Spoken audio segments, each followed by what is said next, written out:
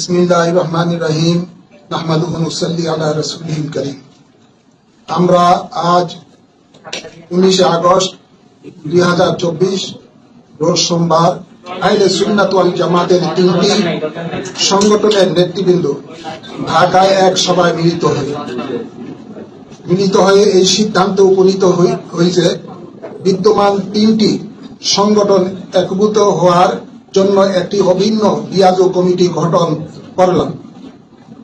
এই আহলে সুন্নাত ওয়াল জামাত বিয়াজু কমিটি কর্তৃক অচিরেই পরবর্তী কার্যক্রম জানানো হবে।